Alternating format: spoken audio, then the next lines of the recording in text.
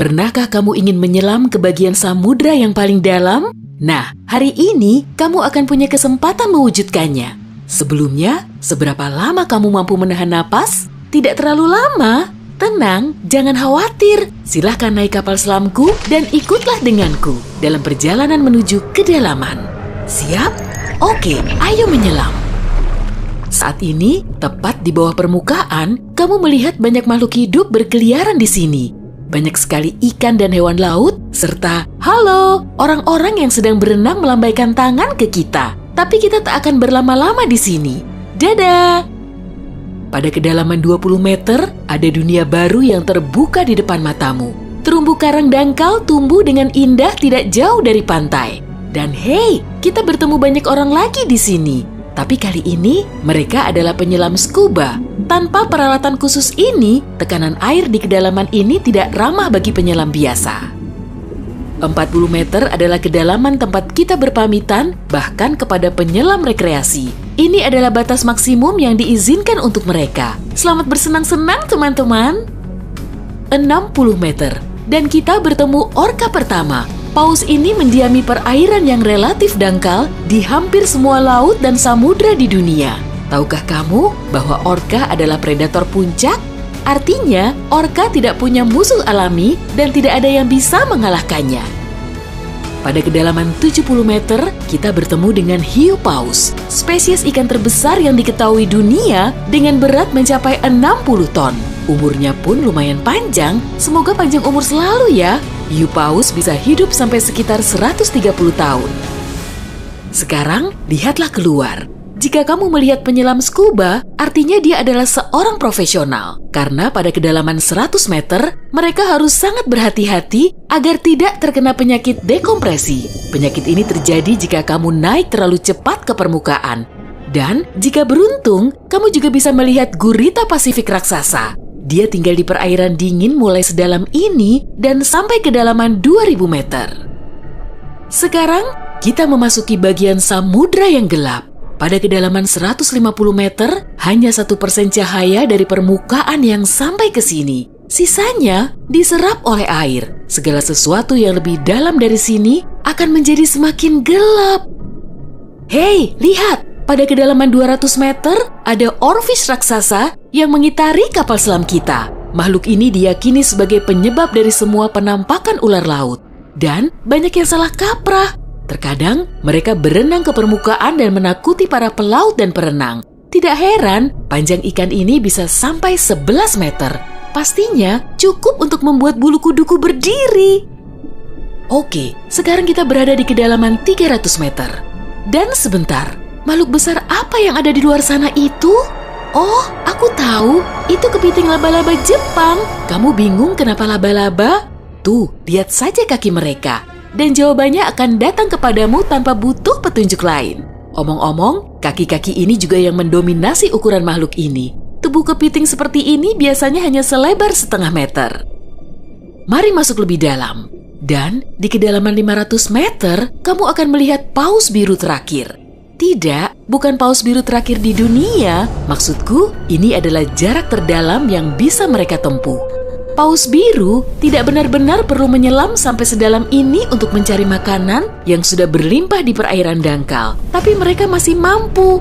Sepertinya mereka hanya ingin memamerkan kehebatan. Mau bagaimanapun, mereka adalah makhluk terbesar dalam sejarah bumi, baik di samudra maupun di darat. Shh, kamu mendengar ini? Ini adalah suara yang dibuat paus sirip untuk berkomunikasi dengan teman-temannya dari jarak berkilo-kilometer. Mereka bisa melakukan ini berkat saluran SOFAR atau saluran laut dalam yang umumnya dimulai dari 600 meter, tapi kedalamannya dapat bervariasi. Ini adalah lapisan air yang kecepatan suaranya paling rendah dan gelombang suara dapat bergerak ribuan kilometer sebelum menghilang. Pada kedalaman 830 meter, kita telah mencapai titik tempat Burj Khalifa, gedung tertinggi di dunia. Tidak akan mungkin menunjukkan ujungnya ke permukaan jika diletakkan di bawah air. Hei, ayo kita coba. Sekarang kita memasuki bagian samudra yang sangat menarik. Di sini tidak ada sinar matahari dan banyak makhluk aneh berkeliaran. Salah satunya adalah cumi-cumi raksasa. Ya, yang luar biasa besar itu. Dia mendiami kedalaman 900 meter. Bayangkan makhluk dengan mata sebesar frisbee. Paus sperma memburu monster ini, tapi mereka dijamin mampu melawan balik. Melihat mereka bertemu adalah pemandangan yang menegangkan. Dan disinilah kegelapan pekat akhirnya menyelimuti kita. Zona tengah malam. Tekanan di sini sangat besar, sehingga jika kamu entah bagaimana bisa sampai ke sini tanpa kapal selam, kamu akan hancur dalam beberapa detik. Dan lebih malangnya lagi, tanpa melihat apapun, pasti tidak mau kan? Kembali ke topik. Di kedalaman 1100 meter terdapat Mata Barat, salah satu gunung berapi samudra terdalam di dunia. Letusan terakhirnya terjadi pada tahun 2009 dan bahkan direkam oleh kendaraan yang dioperasikan dari jarak jauh. Di kedalaman 1280 meter, kita melihat hiu putih besar yang ganas. Predator ulung ini adalah jagoan di kedalaman ini. Penglihatan mereka agak buruk dan mereka bergerak menggunakan indera penciuman. Jadi, mereka sama sekali tidak membutuhkan sinar matahari untuk memburu mangsa. Aku tidak melihatmu, tapi tetap akan memakanmu. Selain itu, penyu belimbing, penyu terbesar di dunia, menyelam di kedalaman yang sama. Apa mereka sengaja menyelam sampai sini untuk bermain dengan hiu putih besar?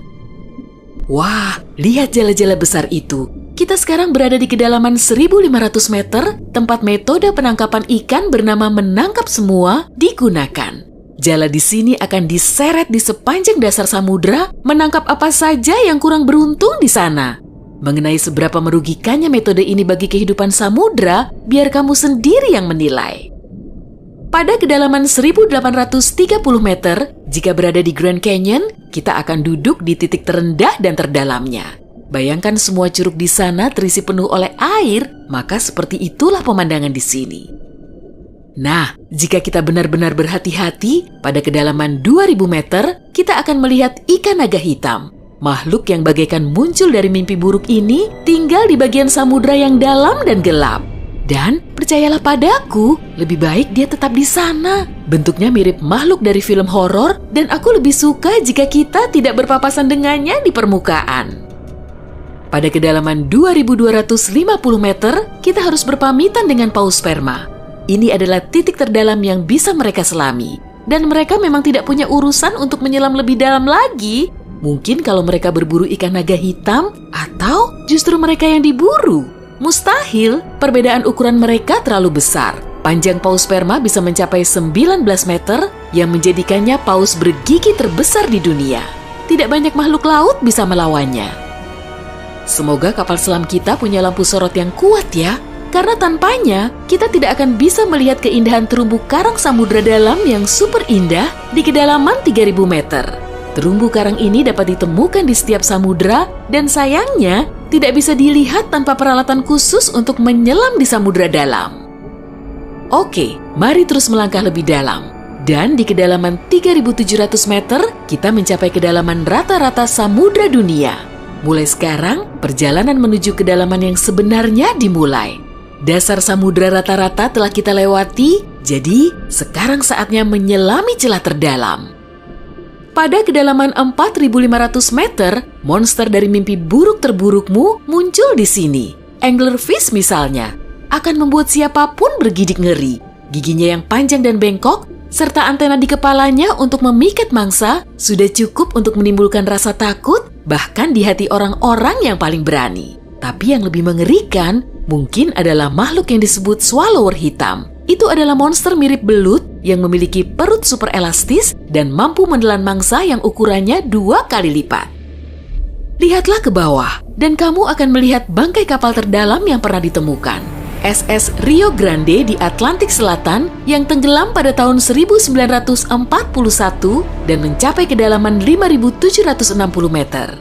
Tidak heran, kapal ini baru ditemukan 55 tahun kemudian. Sekarang, bagian samudra terdalam dan tergelap dimulai. Kita menyelam ke Palung Mariana.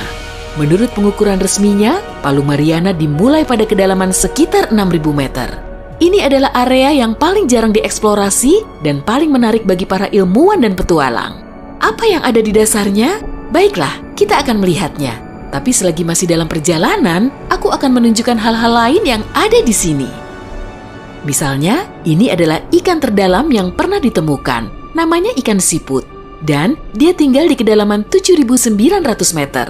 Tubuhnya tembus cahaya sehingga kamu bisa melihat menembus kulitnya.